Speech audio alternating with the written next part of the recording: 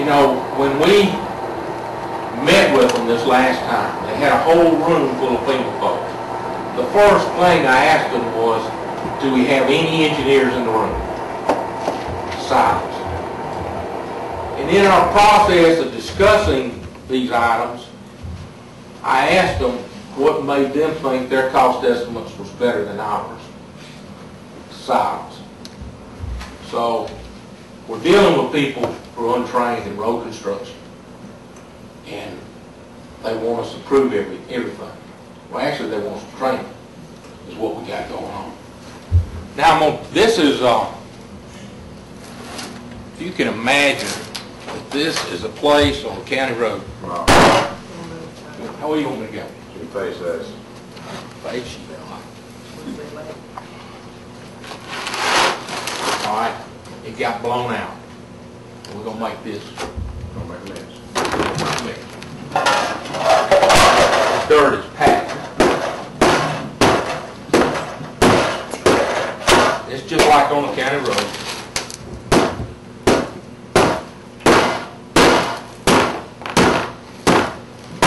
We just packed it this morning. It has no cement, I promise. You may not hear that. You may not know it's there, but it's coming out.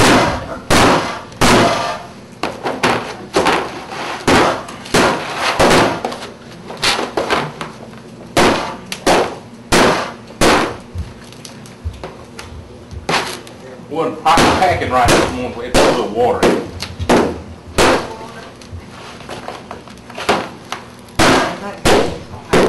What we're going to do, after we get this out, then we're going to start filling it up with loose dirt. Then you're going to understand the difference between loose dirt and packed dirt. Go to the jury. It's empty.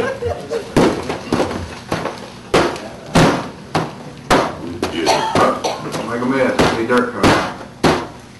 Good old red dirt. Yeah. It stains good. I know. I'll charge your department to replace the carpet. We got the money in our budget.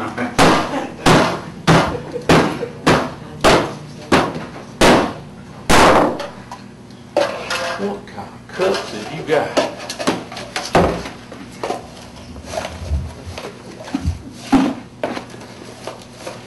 Just so I'm clear, they are wanting to pay us The loose price. the loose price Correct.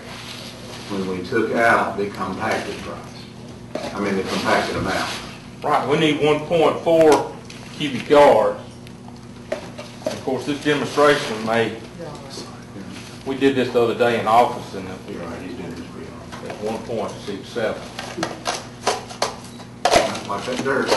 But even the RS Means book has 1.4. Anybody does anything construction knows 1.4. But if you've never maintained a road or never done any road work, you don't understand it. Have you done this demonstration for them? No. Slide that cylinder over. Still for them now. You doing it for them now? I'm doing it for 'em right now. Got a lot of dirt left on it.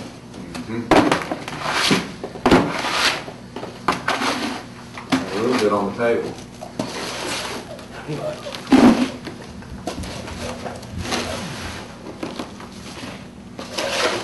I remember last time you brought dirt and started pouring it around. We were trying to buy dirt. We're trying to buy red dirt. That's right.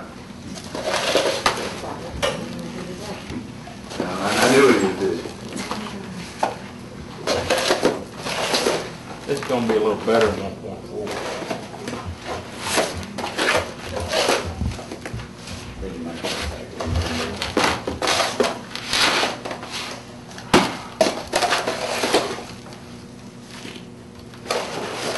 You ain't got to get every drop. How close are you now?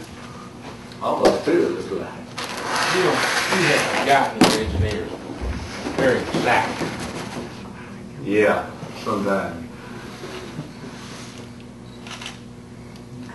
Does that not kind of demonstrate the difference? It does. That's It's a good demonstration. That's almost two tanners. They don't understand that. No, I don't, we don't put it, is that dirty? Put it on the floor, put it back on the table.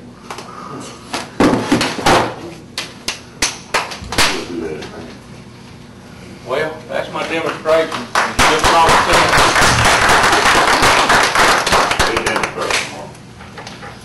All right, so I know we have been working on this problem because it means so much money to us. And let me also say, on behalf of our friends over in Geneva County, I believe they're having some of the same issues, and theirs are significantly more, Millions.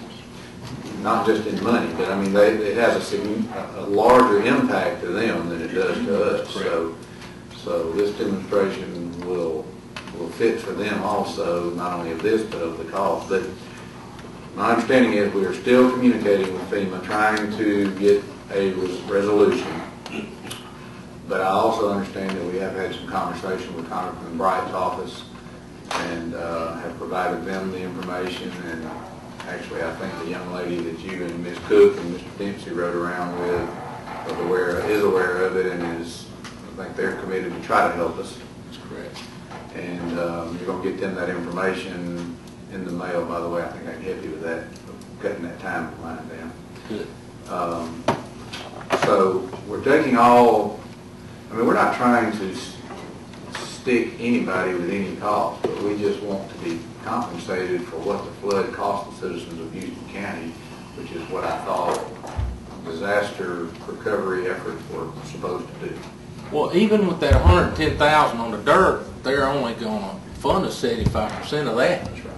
So, Yeah, FEMA pays, just so everybody will know, FEMA pays 75% on a disaster in general. I know there's some derivatives, but in general, FEMA pays 75%, the state pays 10%, so we are responsible for the remaining 15%,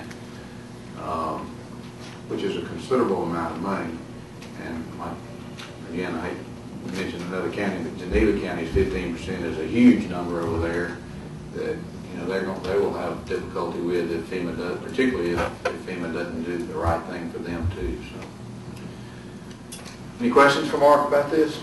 Yeah, Mark, if I understood that chart correctly, the way you figured it, they still owe us $395,000. that's correct. Right. So unless they change their way of doing business, we're going to have to spend $395,000 to make up for what they're not funding us correctly. Oh, that's correct. And if we exhaust all the avenues on negotiation with FEMA, what would be the next step when we reach that point? You can't do it politically, then there's the legal angle. Yeah.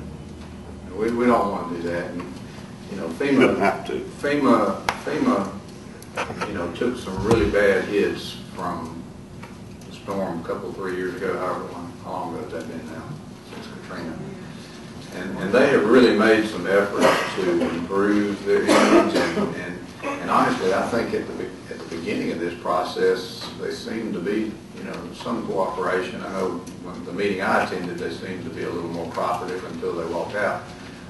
Right. But,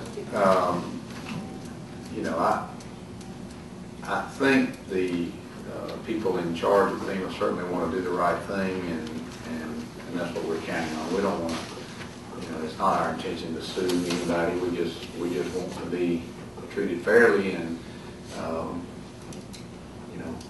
we're using our direct routes to meet with the FEMA people.